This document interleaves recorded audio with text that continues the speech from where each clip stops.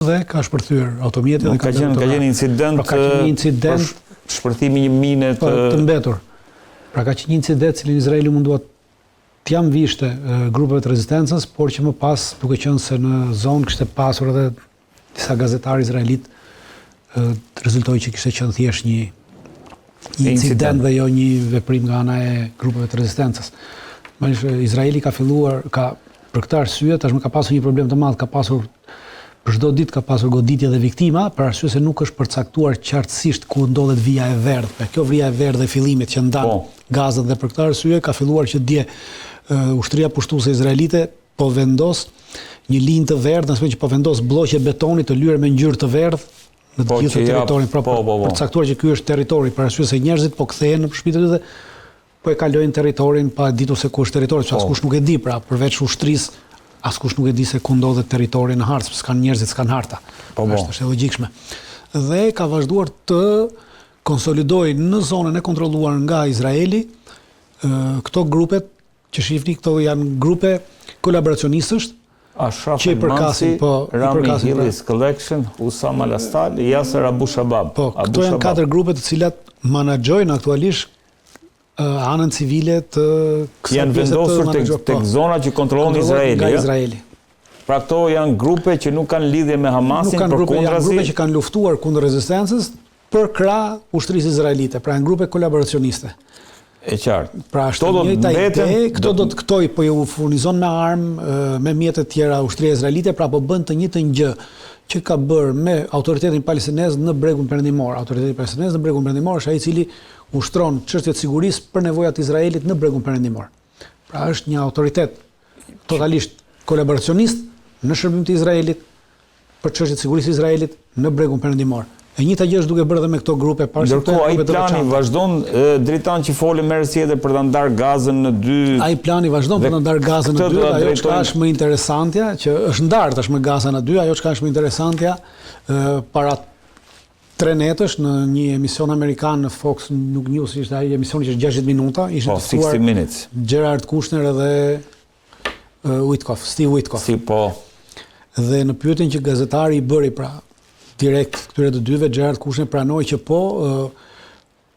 ekziston dhe do vazhdoj plani për ndërtimin për bërjen e Gazës në një rivierë. Krimin e Gazës në një rivierë. Po, ideja atyre vazhdon, do me thënë që e gjitha kjo është një mashtrim i madh, dhe ky plan, tha Gerard Kushner, ekziston që në vitin 2015. Pra plani për ta kthyer Gazën në një rivierë ekziston që në vitin 2015. Dhe gjithçka që shohim është thjesht një mashtrim i madh për të arritur ajo, prandaj po tha gjithashtu që literalisht ishte kthyer sigurisht rënë bomba atomike, se pash. Po, tha që sigurisht rënë bomba atomike, por në pyetjen a ishte kjo genocid, ajo nuk ishte genocid. Pra, ky është qëndrimi, po thua. Ky është qëndrimi që është plus që ka vazhduar shkëmbimi i viktimave, pra në të dyja palët i pengjeve, se të dyja palët kanë marrë. Po, ka vazhduar, vazhdon. Ka vazhduar shërbimi i pengjeve të vrarë, jo atyre të gjallë. Pra, Hamasi edhe dje ka dorëzuar një nga pengjet e vrara, cilë ka rritur ta nxjerrë nga rënojat, edhe Izraeli ka dorëzuar 120. Pra ajo çka vjet re në të gjithë të vrarët që Izraeli ka dorëzuar, të gjithë pengjet palestineze që Izraeli ka marrë, janë deri më sot të gjitha në bazë të mjekëve në Gaza të mjekëve që të organizatave ndërkombëtare që kanë hyrë në Gaza të atyre mjekëve, janë të gjitha me mungesë organesh. Pra ju janë marrë organet, ju janë marrë retinat e syve.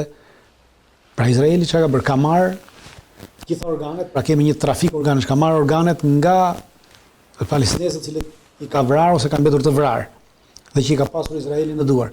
Pra arsye se ligji Izraeli duke qenë një shoqëri sioniste. Po flasim për viktimat, a? Po, për ata që janë civilat që janë. Duke qenë një shoqëri sioniste dhe në bazë të hebraizmit, hebraizmi e ndalon dhënien e organeve. Dhe duke qenë se nuk mund të marrin organe nga hebrejt për njëri tjetër, atëherë ku do t'i gjenë organet? I marrin nga palestinezët në këtë mënyrë. Dhe kjo është një krim tjetër që shtohet krimeve të luftës të shtetit të Izraelit. Dritan, ndërkohë ka patur vendim pas vendimi që lidhen me aneksimin e bregut perëndimor dhe ka patur një reagim tashpër për sa i përket gati ultimatum të Trump për sa i përket këtij procesi që ka ndërmarrë Izraeli për aneksimin e bregut perëndimor. Nuk do ta lejoja kurrë, regjia duhet të kem edhe te Izrael Hajomi e kam pak a shumë edhe fjalë për fjalë atë që Trump ka thënë kur është pyetur për këtë proces që ka nisur Izraeli. Jo, është tjetra, do të jetë tjetra se ka lidhje me tjetër gjë. Si e shikon Dritan? Ajo çfarë po bëjnë, pra është unë e shoh si një koordinim midis. Është tjetër regjia. Unë e shoh si një koordinim midis Trumpit dhe Netanyahut, është një koordinim i hershëm për arsye se kemi një parasysh kur Trumpi ishte në Dritan. Nuk do të ndodhë, më falë që po të ndërpresë, nuk do të ndodhë sepse i kam dhënë fjalën vendeve arabe. Këtë i ka thënë Trump revistës Time, presidentish pret që Arabia Saudite t'i bashkohet akordeve abrahamike në fund vitit, ndërkohë që sigurisht zbatohet edhe kushtet e rënpushimit. Pra,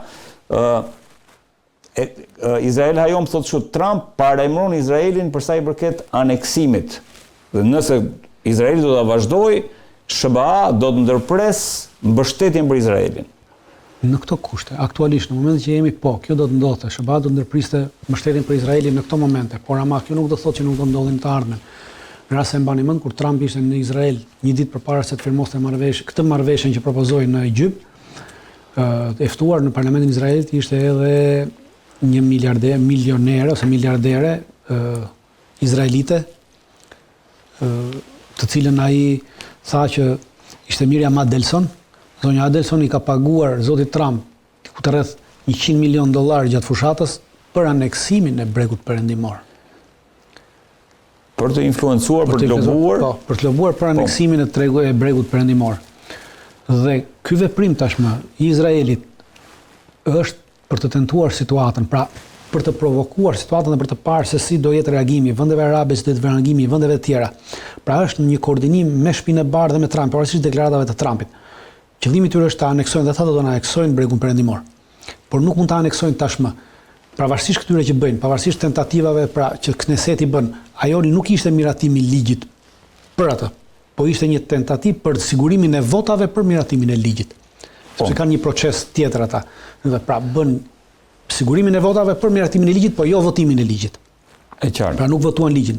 Dhe pra i hapën në këtë fazë që bën ata i arritën të merrnin pra 80% të votave dhe ata i hapën rrugë miratimit të ligjit në çdo kohë. Pra tashmë është miratuar që në çdo kohë nesër mund të futet në rendite dhe të miratohet pa problem aneksimi. Ndërkohë Trump ka thënë që ne ndërpresim menjëherë, edhe J.D. Vance, pse ndërpresim në momentin këtë. Edhe Rubio njëkohësisht. Sepse aktualisht dhurata më e madhe që Izraeli ka në bregun perëndimor është autoriteti palestinez. Autoriteti palestinez është një autoritet kuislink, siç e thash, i cili po shërben për nevojat e sigurisë të Izraelit në bregun perëndimor në momentin që bëhet aneksimi. Autoriteti palestinez del jashtë loje. Pra nuk ka më kontroll autoriteti palestinez në bregun perëndimor dhe atje fillon e njëjta luftë si në Gaza. Dhe Hamasi merr gjithçka në dorë ose organizatat e tjera luftarake. Për këtë arsye nuk lirohet nga burgu Marwan Barghuti, për të cilin Trump u pyet në konferencën për shtyp dhe tha që Marwan Barghutin do ta shohim në një kohë tjetër kur t'i them unë Izraelit ta lirojë, atëherë do ta lirojnë. Pse? Sepse lirimi i Marwan Barghutit është vetëm një figurë i cila anekson komplet figurat e tjera të autoritetit palestinez dhe është vetëm personi i cili ka mbajtur lidhje me Fatahun, me Hamasin dhe me autoritetin palestinez. Pra është vetëm person që shihet si figurë vetme udhëheqëse në Palestinë. Marwan Barghuti. Akoma s'është liruar. Akoma nuk është liruar dhe nuk do të lirohet derisa Trump t'i japë okay, sepse Trump tha që do lirohet kur unë të them. Kur unë t'i them Izraelit. Pra kjo do thotë që ai nuk po lirohet për arsye se autoriteti palestinez akoma ju duhet atyre atje. Gjithsesi Dritan kemi mund ta vazhdosh atë. Jo, gjithsesi kemi një rritje të prezencës amerikane në Izrael, kemi J.D. Vance-in, po themi njerëzit më të rëndësishëm Shtetet Bashkuara të Amerikës pas presidentit. J.D. Vance, Marco Rubio, të gjithë kanë zbarkuar në Izrael për t'i thënë Netanyahut që kjo që ti do bësh është shumë e rrezikshme. Netanyahu nuk bën asgjë pa urdhër të Shtetit Bashkuar të Amerikës. Pra ta harrojmë atë ajo çfarë ka qenë koncepti që është krijuar të njerëzit më parë gjatë këtyre 2 viteve se Izraeli është ai që komandon Amerikën. Nuk është e vërtetë. Amerika gjithnjë ka komanduar Izraelin dhe komandon Izraelin. Sepse Izraeli varet qëndësisht, ekzistenca e Izraelit varet nga Shtetet Bashkuara të Amerikës dhe jo e kundërta.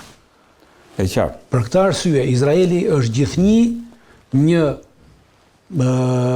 qen pekinez i Shtetit Bashkuar të Amerikës në lindjen e mesme dhe do të vazhdojë të jetë një qen pekinez, nga ata qenë të vegjël që mbajnë ato zonjat e luksit, i ke parasysh ato qenë të vogël që mbajnë, e njëjta gjë është edhe Izraeli për Shtetin Bashkuar të Amerikës në lindjen e mesme. Dhe nuk mund të bëjë asgjë. Kjo që shkon, pra vizitat e tyre nuk janë për të bërë presion Netanyahu. Ato janë për të mbushur mendjen opinionit publik. Neve tjerë që të shohim që Shtetet Bashkuara të Amerikës janë të angazhuara në këtë sistem paqe që nuk do të bëjë asnjëherë, janë të angazhuar për pushimin, janë të angazhuar që të bëjnë paqe në lindjen e mesme. Realiteti është që Shtetet Bashkuara të Amerikës janë të angazhuara që në lindjen e mesme Izraeli të vazhdojë të marrë të gjitha territorit, të marrë dhe të krijojë Izraelin e madh deri në marrjen e Mekës. Pasi ky është Izraeli i madh, që edhe Meka të jetë pjesë e Izraelit të madh. Në rast se Shtetet Bashkuara të Amerikës do të ishin të interesuara, atë Shtetet Bashkuara të Amerikës edhe para të administratës Trump të parë dhe të dytë do të bënin atë marrëveshje në vitin 2013, ka pasur një ofertë nga Irani dhe nga Rusia, Shtetet Bashkuara të Amerikës dhe NATO-s që të largojë Bashar al-Assadi nga posti dhe të bëjë ndryshimi i qeverisë në mënyrë demokratike. Ofertë të cilën e refuzuan edhe Shtetet Bashkuara të Amerikës edhe gjithë për arsye se u interesonte çmontimi i Sirisë. Pra zhbërja e Sirisë, zhbërja e shteteve tjera arabe, për të cilat i hapin derën dhe hapësirën Izraelit që të vazhdojë marrjen e tyre territorëve për bërjen e Izraelit madh. Pra gjitha kjo është një projekt i Shtetit Bashkuar të Amerikës dhe ky projekt i Shtetit Bashkuar të Amerikës në një mënyrë ose tjetër do vazhdojë.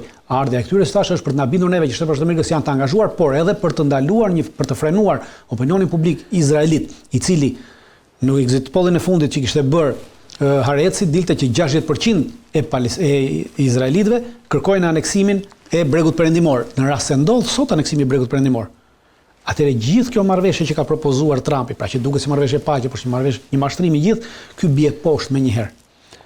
Pra ju duhet që të krijojnë një farë hapësire për këtë, të krijojnë një ide se neve po vendosim paqen dhe do bëjmë nesër shtetin palestinez, në realitet kjo do të arrihet që bëjnë ata. Ndërkohë, Dritan ka një përplasje midis Arabisë Saudite edhe Izraelit. Po. Edhe një ndërhyrje të vogël.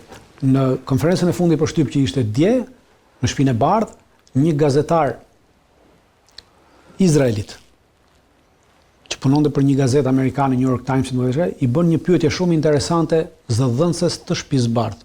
Dhe i thotë, a është biseduar në zyrën e presidentit amerikan për prishjen e xhamisë Al-Aqsa dhe për ngritjen në të një tempulli judaik? Po.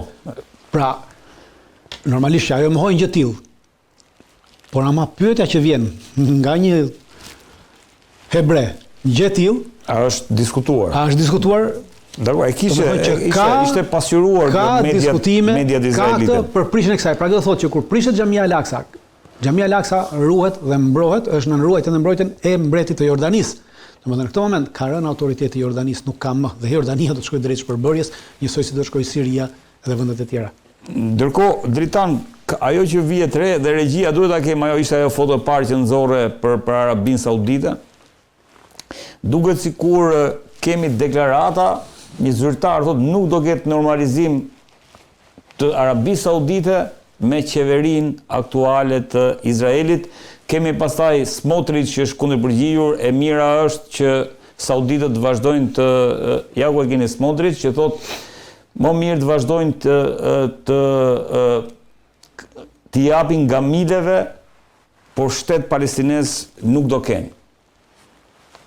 Pra, si e vlerëson këtë, a e flas në mënyrën që a mundet që të shkojmë drejt rrëzimit qeverisë Netanyahut pas këtij jarmpushimi, duke qenë se Saudia është një nga vendet më të rëndësishme për Shtetet Bashkuara të Amerikës dhe për normalizimin.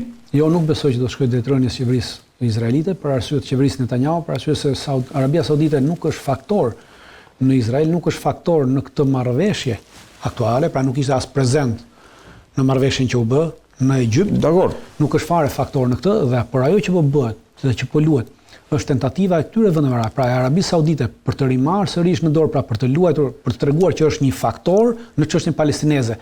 Pra për sa kohë neve dhe shikon se thotë, pra shumë interesant. Thotë me këtë qeveri. Me këtë qeveri. Nuk kemi problem me shtetin e Izraelit, i cili është me këtë qeveri. Kemi problem me këtë qeveri. Ajo që unë prandaj e nisa, pra, a jemi në fillimin e fundit të qeverisë Netanyahu? Jo, nuk jemi në fillimin e fundit të qeverisë Netanyahu, nuk besoj që sepse nuk ka asnjë ndikim, pra nuk i prish punë qeverisë Netanyahu deklaratat e Arabisë Saudite dhe nuk ka ndikim Arabia Saudite në këtë proces në cilin ka nisur. Pra ky proces i anëpushimit dhe nuk është pjesë e këtij procesi të anëpushimit. Te akordet abrahamike që kërkon Trump të firmos, Arabia Saudite ka rol. Dakor. Te akordet abrahamike që ka firmosur nuk ngren një shumë peshë më tashmë për Izraelin akordet abrahamike, sepse veprimi që do të bëj, pra çka ka bërë? Aktualisht Netanyahu ka vendosur veton që forcat turke të mos hyjnë në Gaza. Dhe të gjitha vendet e tjera do bien forca, në rast se Hamasi dhe organizatat e tjera do ta pranojnë këtë gjë. Dhe futja e këtyre vendeve në këtë dhe lejimi nga Izraeli të kalimit, siç kemi shpjeguar një të kalimit, se ti do kalosh nëpërmjet kufirit Izraelit, pra është Izraeli ai i cili do të japi vizë për të hyrë, sepse territori kontrollohet nga Izraeli, kufiri mbahet nga Izraeli. Pra do të bëjnë kërkesë qeverisë izraelite në këtë moment që i bën kërkesë qeverisë izraelite. Forcat e Egjipti, Katari, Emiratet e Bashkuara, gjitha këto vende të tjera, Pakistani, kushdo që të çojë. Pra do të thotë që ti e njeh shtetin e Izraelit dhe de facto ti ke krijuar lidhje dhe në momentin që e njeh shtetin e Izraelit, atëherë funksionimi i këtyre brenda do të çojë në formosjen e akordeve abrahamike nga këto vende dhe Arabia Saudite mbetet jashtë.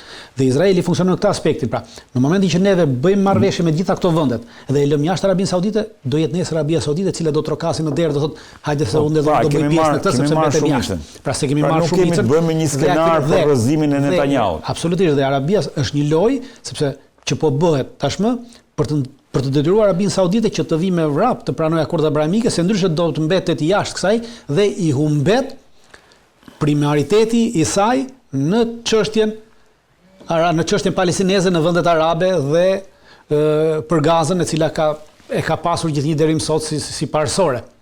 Këtë gjë, pra, i humbet kryesimi në vendet sunite. Dhe për këtë arsye, çfarë po bën? Për këtë arsye tashmë po lozin Netanyahu duke lënë jashtë Turqit, pra ka vendosur vetë që Turqit mos të hyjnë. Por ama nesër në një moment të bukur kur të shohin që Arabia Saudite vazhdon një qendrim, atëherë ata do deklarohen, te këtu do jemi, do deklarohen që qeveria izraelite është duke e parë mundësinë për futjen e turqëve në Gaza. Dhe në këtë moment do kemi një ndryshim të qendrimit nga ana e vendeve arabe, nga ana e Arabisë Saudite, sepse këto nuk janë vende që qëndrojnë në bazë të parimit islam. Këto e kanë humbur parimin islam me kohë. Parimi i tyre është vetëm biznesi. Dritan, me Turqinë e kisha, domethënë, paga shumë. Pse insiston Izraeli që pjesë e asaj forcës që do kontrollojë Gazën të mos jetë Turqia? Shiko, Turqia është vije kuqe. Qëllimi është gjithë politik, nuk ka asnjë qëllim tjetër. Është politik për të përdorur, si thash, në disa drejtime. E para drejtimi është kjo që shpjegova, pra për ta përdorur si kundërbalancë ndaj Arabisë Saudite, pra në moment caktuar kur do diskutohet faza e tretë, sepse kjo është pjesë e fazës tretë, hyrja e trupave. Dhe kur të shkojmë në fazën e tretë, do bëjmë dakord për trupa, pavarësisht sasisë, mund të jenë 10, 20, 4000, 5000, 400 pra s'ka rëndësi. Do hyn. Atëherë Izraeli thotë do ta marrin parasysh dhe Arabia Saudite humbet primatin në Gaza dhe do të kërkojë të ndryshojë. Pra, ta përdorin si kundërbalancë në Arabisë Saudite dhe ndaj vendeve të tjera, prezencën e turqëve. E dyta, po e përdor prezencën e turqëve për të testuar Erdoganin, pra në aspektin se Erdogani tashmë do të ketë zgjedhje të vitin njëmi, pra ka probleme të brendshme. Dhe në momentin që ti ja lejon këtë, në momentin që ja lejojnë Erdoganit, normalisht do të kërkojnë koncesione të tjera për të lejuar trupat, koncesione të cilat do të jenë bërë me dyert të fshehtë, me dyert të mbyllura dhe pas kuintave. Pra marrëveshje të fshehta që mund të bëjë nesër Turqia me Izraelin dhe që Izraeli do të kërkojë Turqisë për të lejuar këtë në mënyrë që Erdogani ta përdori futjen e trupave për fushat elektorale, duke thënë që shiko, ne rikthyem sërish pas 105 viteve, i rikthyem sërish forcat tona në Palestinë. Dakor. Pra, të gjitha aspektet, po përdoret politikisht nga ana e Izraelit për të arritur qëllimet e veta. Dhe me të tillë udhëheqës, qoftë arab, qoftë jo arab, siç është Erdogani, që nuk kanë asnjë lloj parimi, ku atyre ju dhimbset vetëm karrigja e pushtetit të tyre, asgjë tjetër. Izraeli e ka shumë të lehtë me këta që ti përdori siç los fëmia. A nuk është i legjitimuar Izraeli? Siç los fëmia me kukulla. A nuk është i legjitimuar Izraeli dritan sepse Turqia e njeh Hamasin dhe për Izraelin Hamasi duhet çarmatosur dhe frika e Izraelit. Nuk ka legjitimim në këtë aspekt, pra se edhe Katari njeh Hamasin, biles edhe në Katar ka zyra, Katasi ka negociuar për Hamasin, ka zyra e Hamasit janë Katar që prezencën e ushtarëve. Pra nuk po edhe Katari do të sjellë ushtar. Pra për Katari nuk e ka kundërshtruar. Katari nuk është kundërshtuar, është kundërshtuar vetëm Turqia për të përdorur politikisht, pra nuk ka të bëjë me çështjen e Hamasit, ka të bëjë me çështjen e përdorimit politik nga ana e Izraelit për të arritur qëllimet e veta, për të nënshtruar të gjitha këto vende. Dhe të gjitha këto vende do të nënshtrohen sepse udhëheqësit e këtyre vendeve janë të nënshtruar tashmë, sepse janë nënshtruar pushtetit tyre. Në moment që nënshtrohesh pushtetit tënd, automatikisht ai tjetri ka shumë kollaj për të nënshtruar për pushtetin e tij. Ndërkohë, Dritan, në Wall Street Journal lexoi